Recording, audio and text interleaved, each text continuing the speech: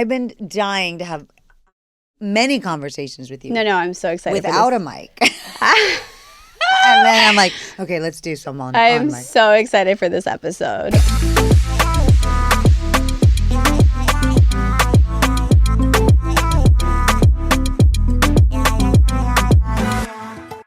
Welcome to the Against All Odds podcast. I'm your host, Yris Palmer. Thank you guys so much for tuning in to another episode. I'm so excited about my guest today. She needs no introduction. She's a celebrated actress, a producer, a humanitarian, a Latina queen, and my good friend, Eva Longoria. Hi. Thank you for being here. Are you kidding? So I start every episode with zodiac signs because I'm super big in, I love astrology. Yeah, me too. And I think it says a lot about a person. Me too. And I know you're a Pisces. I'm a Pisces. My birthday's coming up. I know. Yeah. Last birthday was, babe, it was my birthday. I was so hungover. The best time. It was so fun, right? Okay, but you're a Pisces. Hey, what are you? I'm a Taurus. Are you really? My ex-husband was a Taurus. I'm a bull. Yeah. Oh, the men are a little different than the women, though. Yeah, Was it and men April or Pisces May? are different than I women. heard. But I love women Pisces. I wanted Ayla to be a Pisces. Yeah. They're super calm. My son's a Gemini. My son's a Gemini, too. No! Is that good or bad? I'm really nervous for women in his future. The Gemini, I heard the Gemini men are toxic, but like we have to raise them right. We have to. But I already see that double personality. Yeah. It be coming through. I know. But Pisces women, super calm, loving. Yeah. They're like, you're so empathetic. And I feel like you guys bring a lot of meaning to life. And I think that's literally, you're literally like the mermaids of the sea. I wanted Ayla to be a mermaid. A mermaid. I wanted her to be a Pisces so bad because, I'm crazy. I planned my kids with zodiac signs, with the Chinese calendar. So wait, what does she do? She's an Aries. She stayed in 10 days later. She stayed in, yeah. And she's an Aries. Yeah. But I love Pisces. Do you feel like those traits resonate with you? And not only that, we're very lucky. We kind of avoid conflict, but when we do, or confrontation and conflict, but when we have to get into it, we're very strong about it. But I do feel that. I feel, it's the last zodiac sign. And I do feel like I've been here many times. Yeah. Like I'm always like. You're like an old soul. Yeah. So and wise. I feel it. I'm so wise, You guys. You are though. No, I just feel like I only need a lesson once. Sometimes. You know what I mean? I'm like, got it. Yeah. Yep. That felt wrong. Yeah. Or, oh, this feels right. Yeah. Yes, I'm going to keep going this way. But I also think as a Pisces woman, I love women. You're such a girl's girl. I'm such a girl's girl. Such a girl's girl. I love women in my life. I want to see you succeed. Yes. Like, how can I help you? What do you need? Yeah. What should we do? That is okay. Who can I connect you with? I wanted to talk a little bit. Let's give them a little BTS of how we met. Yes. So we both have a mutual person that we work with in many different things. Her name's Desiree. And she used to tell me all the time, oh my God, you remind me so much of Eva. And I remember this was like early on when I started working with her. And I was like Gabrielle Solis, like Eva? She was like, yes. I was like, oh my God, I love her. I was like, she's been on my vision board forever. And then I don't know if she told you about me or I don't know how it came about, but she was like, oh my God, you're gonna be on her podcast. Yes. And I remember I was on Kylie's birthday trip in the Bahamas. And it was so funny because I told Kim, I have to go do a podcast right now with Eva Longoria. I'm like, I love her. Like, I'm so excited. And then I remember I went and did the podcast with you and on my trip. And the minute we got on, there was a sense of like familia. Like it was so like, you're so down to earth. Like I connected with you like instantly. I felt super comfortable. We're very like-minded. We're very like-minded person. But and I will say, like, they usually say like you can't meet like your idols or people that you look up to because they disappoint you. And like you have been complete opposite. Like you have exceeded all my expectations. I'm like, she is. I don't even know if you know like what an impact you've made to my life, but like you are that person that has like put out her hand and literally has brought me up since the minute I like met you. Yeah. You brought me into businesses. You put me in a movie. That people, I don't think. Does Iris act? Well, she will now. No. But I don't even think people know. Like that was what I originally wanted to do, and I just didn't know. Be an actress. Yes, but I didn't know where to start, where to go. I didn't want to be the broke actress. Like I was like. I put it in the back burner. I'll figure that out later. Yeah, but it was like a bucket list where like at one point in my life, like, can I check this off? So like I checked it off and And I was like, I can't let her down. I have to be prepared. Like, I knew everybody's lines there. Like, I was helping. I was like, this is your line, Fortune, Nikki, I was like, Kim. I'm prepared. Okay, I was like, I cannot let her down. I have to be the best hot girl ever. I gotta say, you wouldn't have thought that was your first film. Really? No, you were so good. Everything, because it's hard to do. It's hard to do comedy, first of all, and then to do a comedy with all those comedians, those freaking heavyweights of comedy. I know. But you're such a good director. You're like in your director era. Yeah. Like, I love that for you. I'm a bossy bitch. Yes, I love that for you. I'm pretty good at it. No, I love directing, and I love directing comedy, and I love directing women in comedy. Like, yeah. So I was like, yo estaba en mi salsa. But, and when we were like behind the scenes, like all chilling, the girls, because I was like, yeah, how many movies have you done? They're like 50. I'm like, how many movies? I'm like, this is my first one. She just threw me in here. But they were like, I've never worked with a director like Eva. Like, they were like behind the scenes saying like the best stuff about you. So and I was like so proud. I was like, yeah. Group. No, it was, I cannot wait for that movie to come out. Also because Kim's in the movie, and I've known Kim for 22 years. Yeah. I'm back in the day. We were looking at old photos of like how horribly we dressed and all the weddings we've been to in each other's lives. All the marriages we've had. So many. It's okay. But we were just laughing and you know, she was so excited that I was going to direct this film because I know how to get the funny out of her. Yeah. You know, and she's funny and people are going to see like, oh my gosh, she's funny. Yeah. But we had so much fun. You were so I had the best. No, literally I had the best And it looked like you guys had fun. No. It was literally the best. But yeah, no, I just wanted to really give you your flowers because you really ride for your community. Yeah. You really uplift, you know, everybody that comes into your life. And I think it's so rare in Hollywood for people to, like, everybody wants you to do good, but they don't want you to do better than them. Or they don't, like, try to help you. And I feel like you really, like, I remember we were at F1. Yeah. And press was asking you like, Eva, like, can we get a picture? And you're like, get up in the picture with me. And you're just like, you're just that person. And I'm like, coming from like parents who never even, like, I was the one filling out the, you know, the school forms and couldn't really help me in life. To have one person that like really helps me, like, I truly appreciate you. Yeah. You mean so much to me, and like you've made such an impact in my life. I don't want to cry. I know, but you make me cry. But I just wanted to really give you your flowers because it's not said enough. And people like you are truly like rare gems, and I hope you continue to flourish because you are a blessing to other people, and you've been a blessing to me. Oh, thank you. So I love helping people. Like, that's the thing I love to do most. People go like, oh, you know, you're so successful, and I'm like, oh, I'm only successful if I make, you know, 1,000 more Evas, whether that's a business owner or another actress or a producer. You know, when I was doing this movie, directing this film, we're on the last week. I told Netflix, I said, I really want Latinas to come and shadow me if they want to be directors. And they were like, really? And I said, yeah, so I just want that to be allowed. Like, I want Latinas. And so they have a director program there.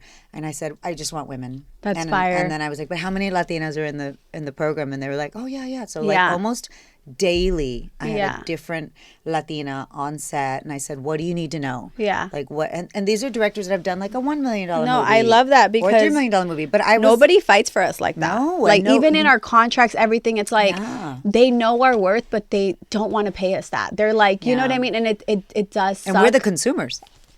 Yeah. We're the consumers, and people want to watch us, by the way. People want to watch us. Everybody, not just the Latino community. Yeah. People want to see you know, diverse content, and they want to be innovative, right? People want to see innovation, and the way you become innovative is by having diversity in thought, a diversity in storytelling, a diversity in who's in front of the camera, who's behind the camera.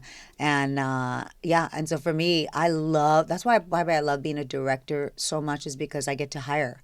I get to hire 300 people. You called the shots, babe. Yeah. And I was like, yes, let's do it. So I get to hire actors. So I want this. I want Iris to come play this part. I want, you know, this. Or, you know, I want, you know, Julio to do the construction, like build the sets. I want, you know, Federico to be my DP. We have so much talent, And so it really makes me mad when people go, oh, I just don't, I want to hire diverse. I just don't, I don't know where they are. They're everywhere. We're everywhere. We're here. Hello. We're here. We just don't get the opportunity. Yeah, and so we if don't. I'm in the position to give that opportunity, I'm like, whew. And I always hire with the lens of being a woman and being a Latina. Yeah. Like, that's what I do first and foremost. And so many, like, I don't think studios and our industry, sit up in a tower and go, let's not hire them. I think they're just not aware. Yeah. And they don't do it with our lens in which, like, yeah. let's see who we can help and let's see how we can, I don't know, be different. Yeah. Mm-hmm. Well, because we're not in a lot of rooms. Like, Yeah. I remember when I was selling one of the businesses that I invested in, I was the only Latina there. Like, everybody else was a white man. Yeah. And I was like, I'm here, There was a lot of words that I didn't understand. Yeah. And I was writing that shit down, and I was going back to my hotel, like, looking it up. Me But too. I was like, I'm here. That's I don't you care. And I have in common. We're very, like, I'm going to figure it out. Figure it out. Yes. Yeah.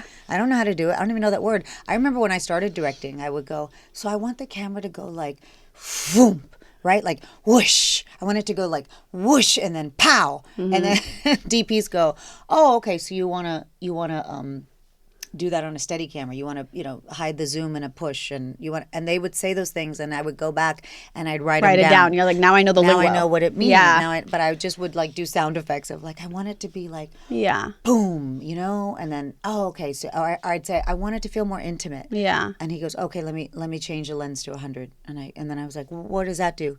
And he goes, well, that would make it feel. And I go, great. So now, 20 years later of directing, I know that you're shit. like, I know everything. But starting out, and it was a little fake it till you make it. It's a lot of that, imposter syndrome. I don't know that. Yeah. It's okay. Yeah. To say I don't know that. Yeah. And I do that a lot in business too, in finance too. There's so many financial terms, and that's one thing with our community. We're not taught that. We're not taught financial literacy. No, that's why I right now with Ayla, she's 8. I talk to her about everything. Yeah. And like taxes. Nobody talks to me about taxes. I was taught that Insurance. we don't. Yeah, I was taught like Hispanics are scared to put their money in the bank because they're like, you know what I mean. We're not taught like the value of your business. If you have to put every dollar and show every dollar for your evaluation. I remember I had credit cards that were like 33% interest or something, and we're like, and I was like paying it every month. I was like, I'm so responsible. Yeah. And a friend of mine was like, bitch, get rid of that card. Why do you have that? What are you doing? Yeah. And I was like, what? She's like, you're not even paying it down. And I knew nothing. And so even to this day, there are some things in finance that I'm like, okay, wait.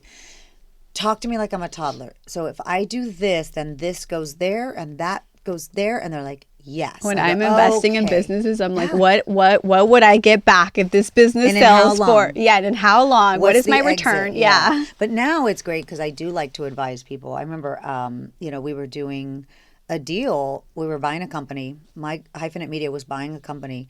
And a friend of mine was like, can I get your advice? I know you're, I don't know if I can talk to you about this, but like, what should I be asking the lawyers? Uh-huh. And I go, you need to figure out an exit strategy. If this goes south, how can you get your name back, your business back? How can you protect this or that? As opposed to going, girl, get money, get that. Like, I was like, oh my gosh, the one thing I learned is like, it's like almost like a prenup. You're like, this will never go bad. And then I tell everybody, prepare for the worst, right? Get a prenup. Yeah. Doesn't matter if you don't have anything. They're like, I don't have anything. I'm like, girl, get a prenup. You never know where life is going to take you. And if he doesn't want to sign a prenup, that's a red flag. Red flag. He don't want a prenup because he ain't got no money.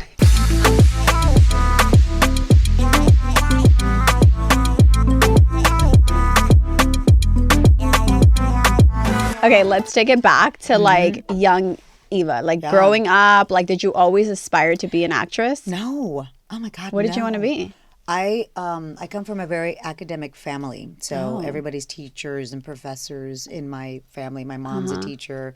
My sister's a teacher. And engineers. Like, it was like teaching or engineering. And so I went to college for chemical engineering. I was going to be a chemical engineer. Girl, and you know what happened in college? Like in my junior year, I did 3 years of chemical engineering. And in my junior year, they made us shadow the profession you wanted to be. And so they pair you up with a chemical engineer or electrical engineer, whatever. And I remember I shadowed this guy for the day, and he had a Ferrari, and I was like, "Oh, I picked the right profession." And then I went in. Ferrari. Yeah, it was a Ferrari. I was like, "Yes, I'm going to be so successful at this." And I followed him for the day, and by the end of that day, I said, "I definitely don't want to do this." It was not fun, not passionate.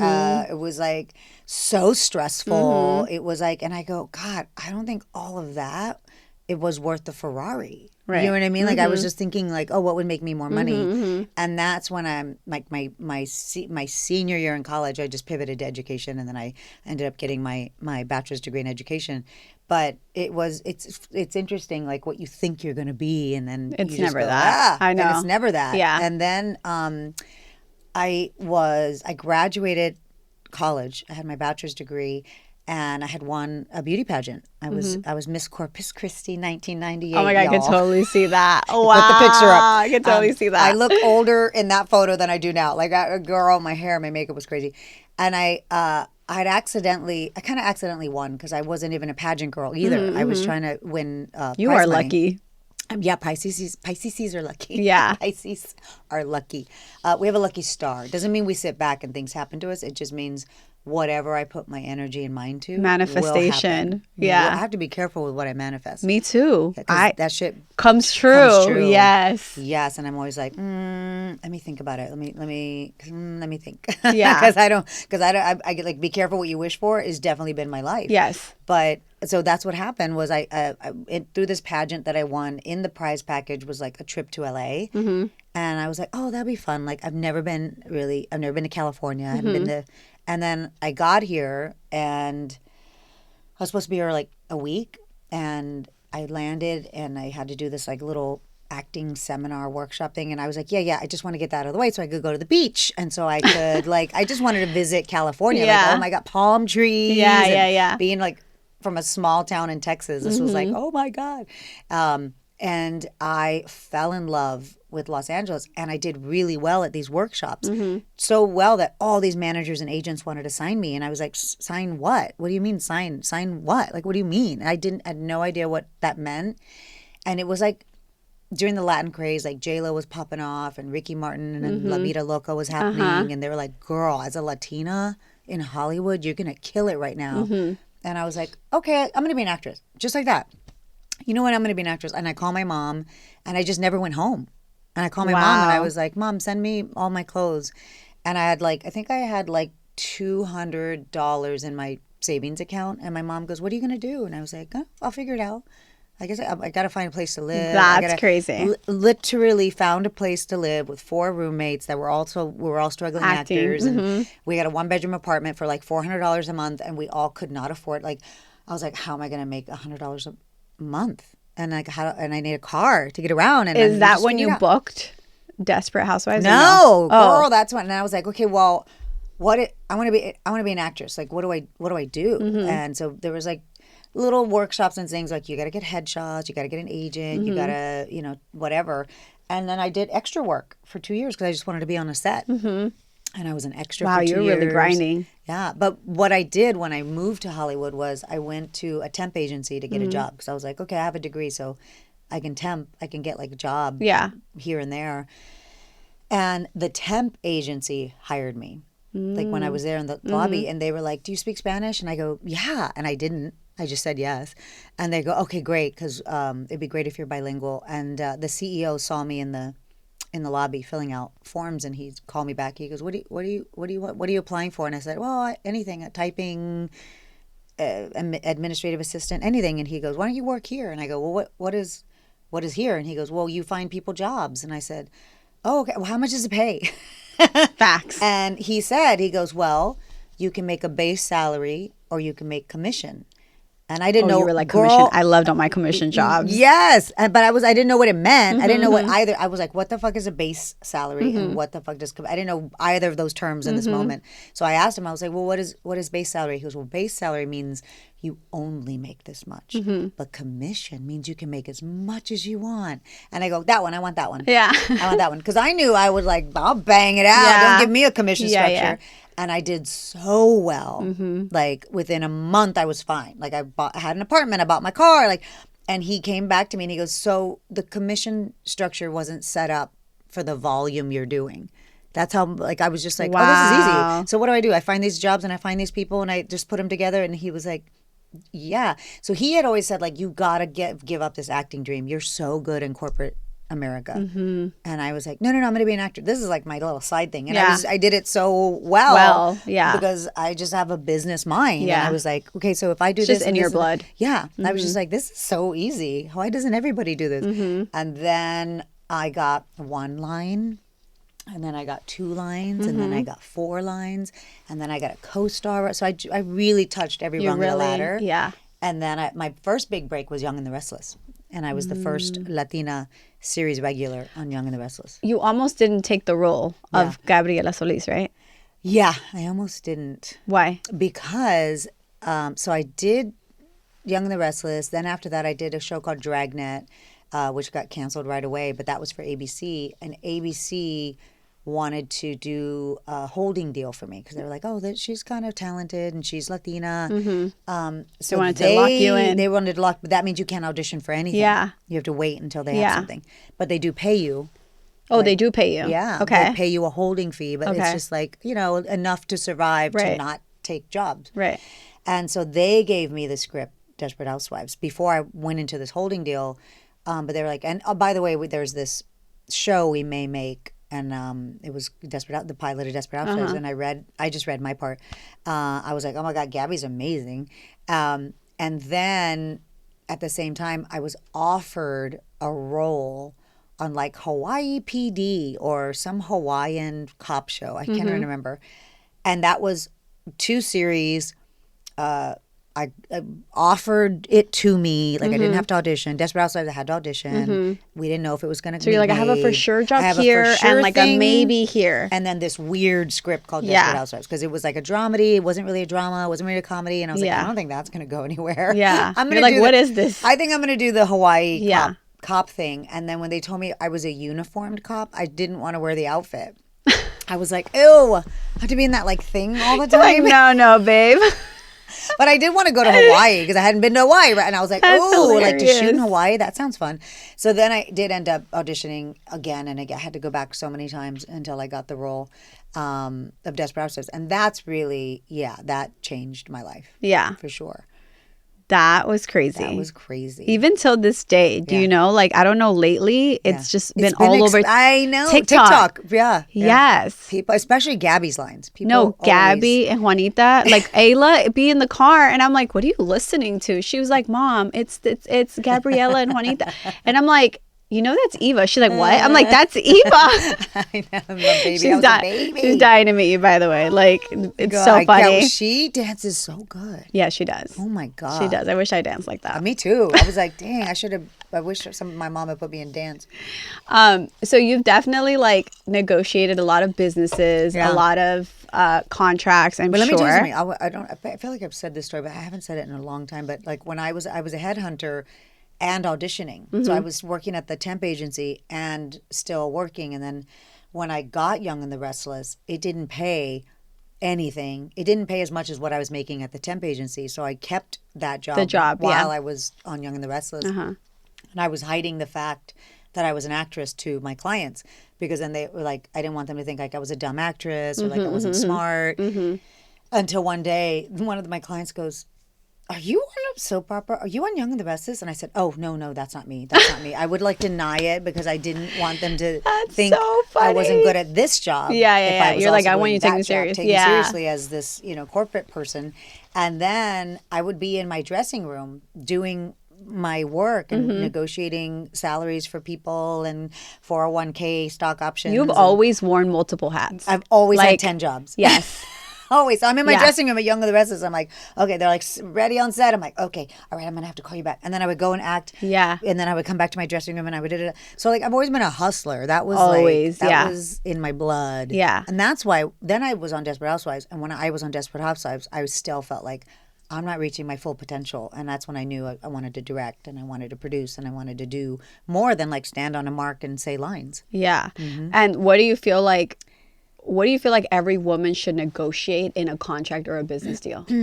At that, like an exit strategy. Like, how do I get out of this? How do I, if this thing goes south, if this partnership, if you and I started a business and then we just didn't like each other anymore, who gets ownership of this thing that we made? Right. And is my name on it? Like, do I keep the name? Do you keep the name? Like, it's always, that kind of, not preparing for the worst, but being prepared to having the infrastructure set and ready so that it's not a headache and we can go our separate ways. Right. Yeah, girl, go ahead. Go ahead. I know It's fine. It's fine. We got a good contract in Go place. with God. Go with God. You know what? We both get something out of this. Great. Like, I don't like conflict as a Pisces. I don't like conflict. So let's figure that out now. And we know, so you have to do that in any, if you're investing. Like, when do I get my money back? How do I get my money back? Yeah.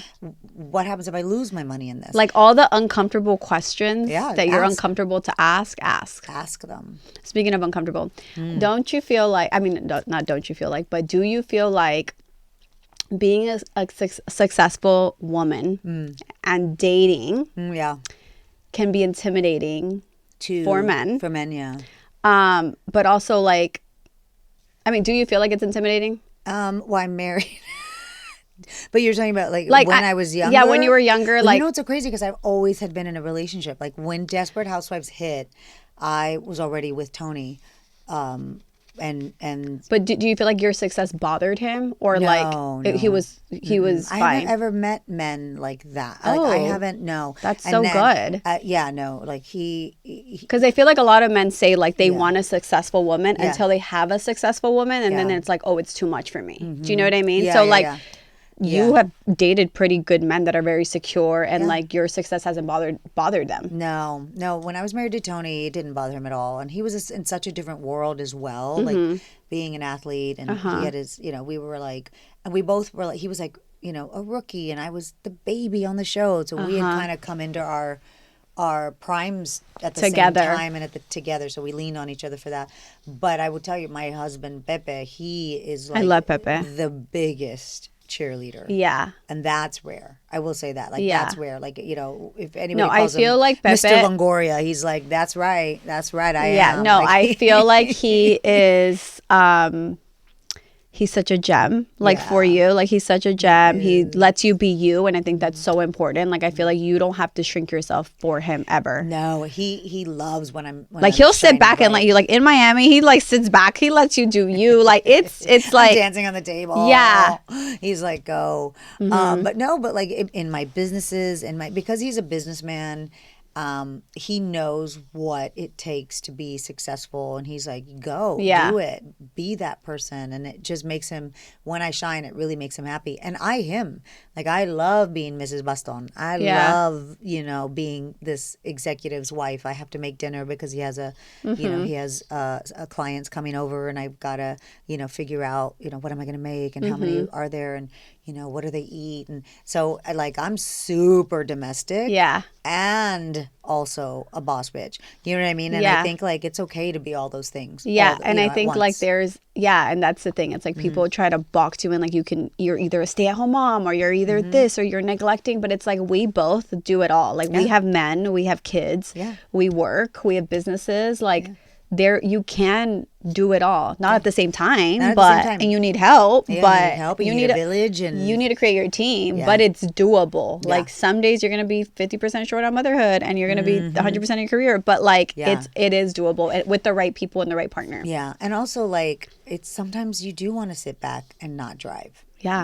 At home or I don't want to pick the restaurant. You pick I don't want to plan the vacation. Like being in your soft, feminine era while being a boss. Yes. Is like. Yeah. It's really like it depends on your mood, right? Yeah. Too. Like some days it's like, I don't want to do anything. Yeah. I don't. You pick the restaurant today. Yeah. I mean, and my husband is like super Mexican. So he comes from that like macho, traditional machismo-ism, but he's not, at all wanting to dim my light or feeling superior. I love that because I think that's that's like the stereotype of like Hispanic men. Yeah, it's like they want to be in your ID with you. Like they're like Yeah, but no, that's a good partnership. Like it's a lot of give and take, and now as soon as I wrap this movie, now it's going to be about him, and now we switch. Yeah, you guys are really a team. Yeah.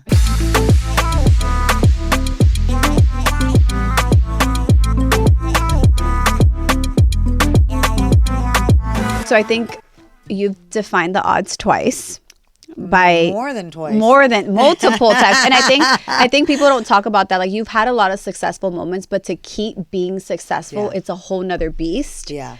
And how do you feel about that? Well, yeah, no, I feel like I refuse to believe that my greatest success is behind me.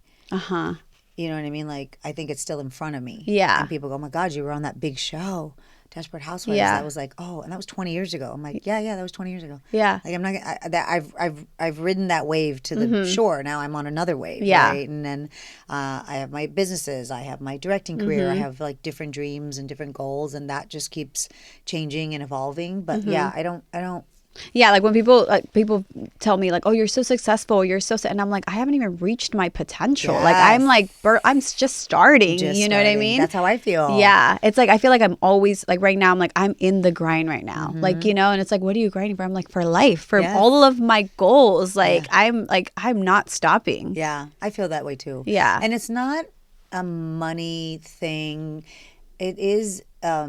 I'm driven by creating. Yes. Whether it's a business, whether it's a film, whether it's creating my child, procreating. I love creating, and so that's what I like. That's what I'm chasing all the time. Like, ooh, what if I created this brand that did this? Ooh, what if I created this film that told this story? Yeah. Ooh, what if I created a partnership in philanthropy that really sustained itself after 5 years? Like, I just love creating, and so I think if that is your desire, then money will follow, success will follow. Like, if you really are doing it for the right reasons. I always say that, and I always say there's no such thing as like a get rich scheme or like money over. Like, you have to put in the work. Like, people, especially nowadays, like they just don't want to work. They think it's just gonna like fall from the sky. And I'm like, babe, everybody gets to where they are by putting in the work. Yeah, and it's a lot of work. Yeah, it is a lot of work, and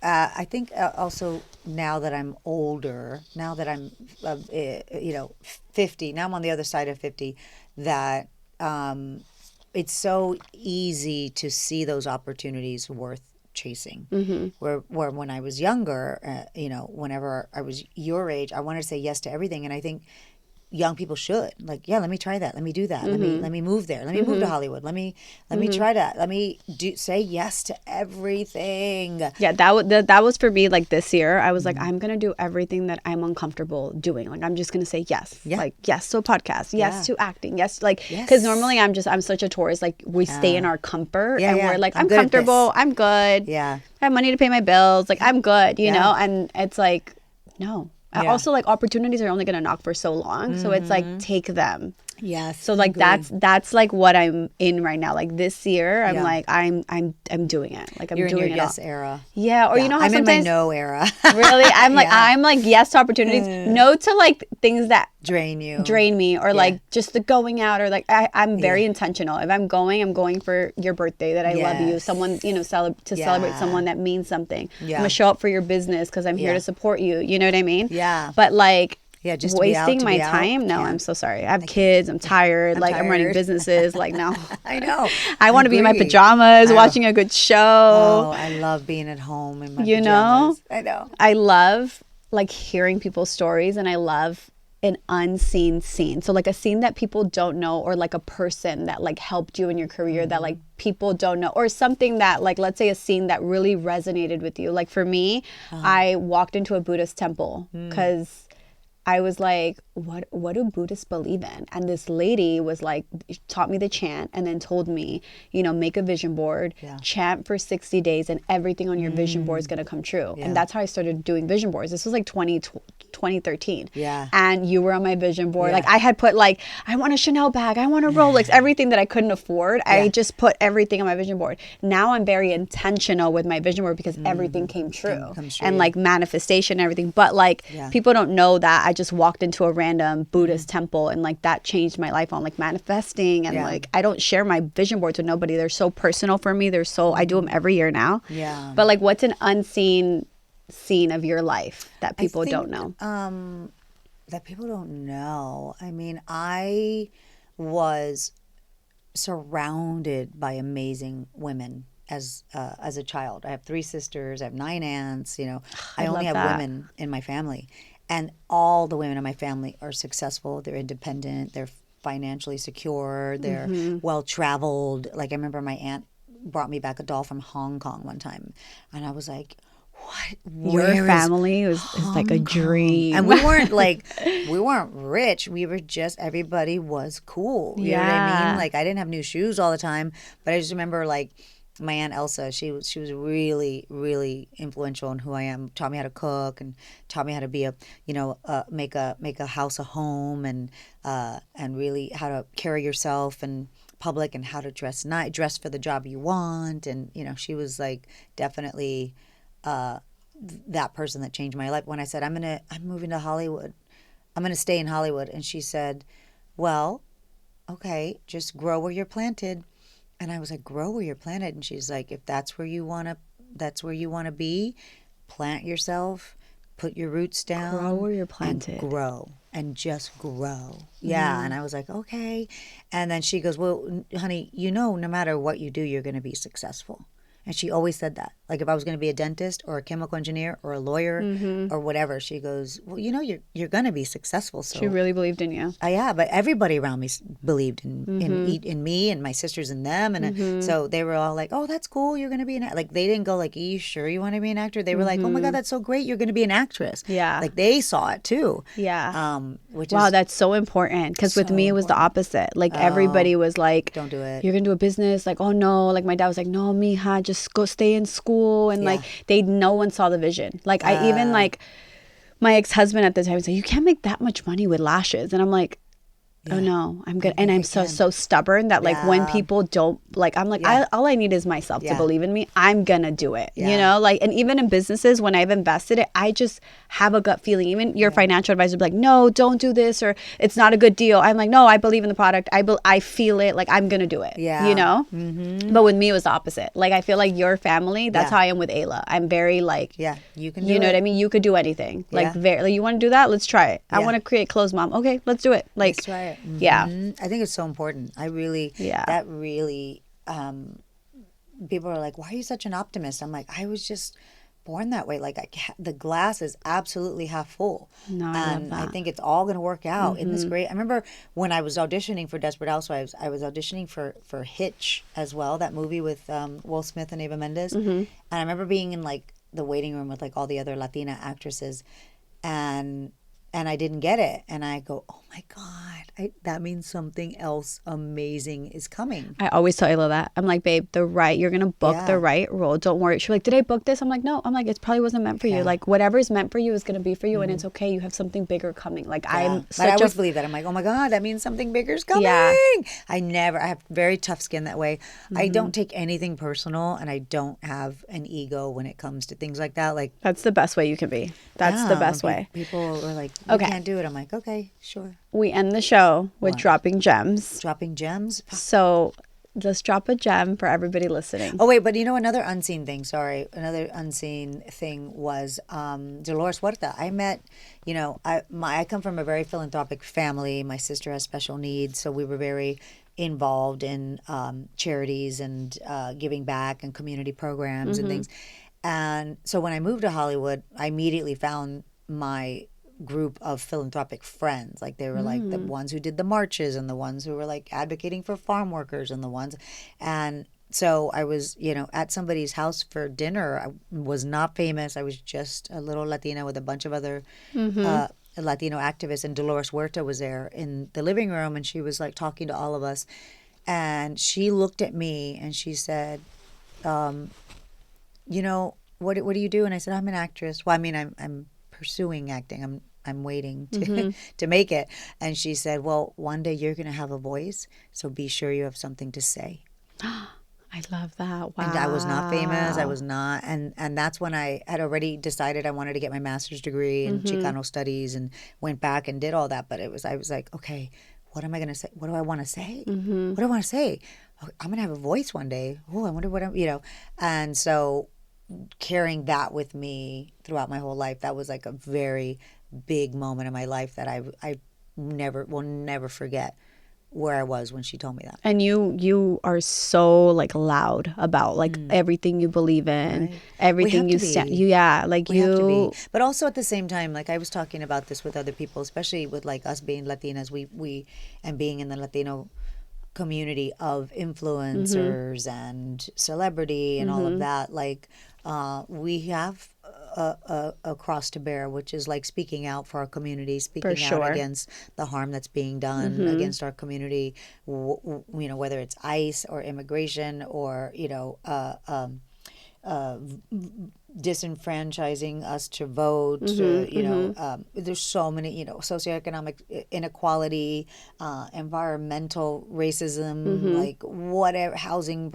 We have so much to deal with and disproportionately more than other communities. And so for me, it's important to always speak out and to carry la banderas always because I'm just a proud Chicana. I'm a proud Mexican American. And for me, that's what I want to do. But I never shame people for not speaking out. So I feel like sometimes our community is like, they're not saying enough. They're not doing enough. Like people are doing what they can. Yeah. Because you don't know their status. They might be in a mixed status family. They might not be able to speak out. They might be in their own process of something. And everybody's why is different. I always say that, but I feel the same way. I feel like when things are happening, especially with our Latino community, it's my responsibility to like say something but that's or give them the resources. And that's me. Yeah. And I'm like, great, but it may not be right for her or him. And that's okay. If you want to march, go march. If you want to repost. If you want to donate. Do it the way you want to do it. But I think a lot of times our community doesn't give enough grace for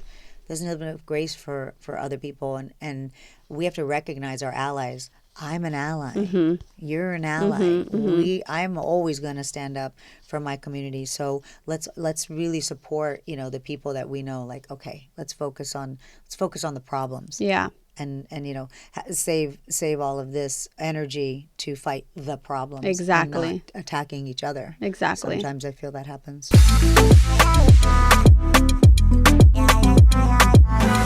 Let's drop a gem now for everybody. What's a gem? Just like words of wisdom? Yeah, just like words of wisdom, like a gem that you would like to just drop for anybody listening or inspirational. Well, I will say, let me tell you that I live my life by this quote from Maya Angelou, which is, people will forget what you said, they'll forget what you did, but they'll never forget how you made them feel. And I always say that if you're working your way up to something, if you're interacting with human beings on a daily basis, treat them well.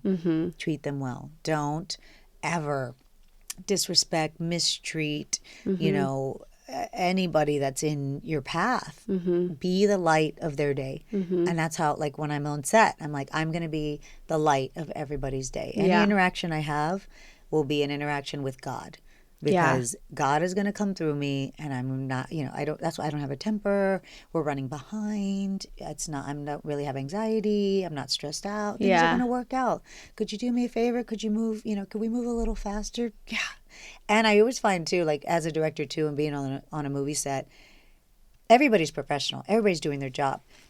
But that last extra mile or I'm going to move faster. I'm going to do better. Eva would really like this if I did this. That's an act of love. And they'll only do that extra mile if they like you. And they'll only put in their best foot forward if you're treating them well. Or if they know you respect their work. And like, you could be the prop guy who brings this cup. And I'm like, Tony, this was the best idea you had. Yeah. I love this cup. And people will go the extra mile when they go, everybody on the set goes the extra mile because they go, she knows how to treat people. Yeah. So treat people well. Yeah, that's important. Yeah. I love that. Yeah. I was going to say Pisces are also very spiritual. When you said they're so spiritual. So spiritual. Yeah. So spiritual. Being the light. I want to be the light. That's all my meditations are about, keeping light within me, staying out of darkness, whether that's the darkness of the world and an evil spirit like that, but also the darkness of somebody's mood, the darkness of, you know, somebody else's ego, the darkness of, you know, a bad decision. I'm like, okay, so I'm going to stay in the light. You're like, time to go. I'm going to stay in my light. You can't really affect my day because I'm full of light and I have enough light for all of us. So don't worry. You are a light. You've been a light in my life. And thank you so much for coming and blessing our podcast with your presence. I'm so happy that you're doing this. People need to hear your voice. They really do. Thank you for believing in me. Like whatever you saw in me, thank you so much from the bottom of my heart. I still see it. Thank you. And I do think you haven't even tapped into that barrel of it's potential. It's coming. Thank you so much for tuning in to another episode of Against All Odds. I'm your host, Yris Palmer, and we'll see you next time. Against All Odds is a Hyphenate Media Group production in partnership with iHeart's My Cultura Podcast Network. For more of your favorite shows, visit the iHeartRadio app, Apple Podcasts, or wherever you get your podcasts.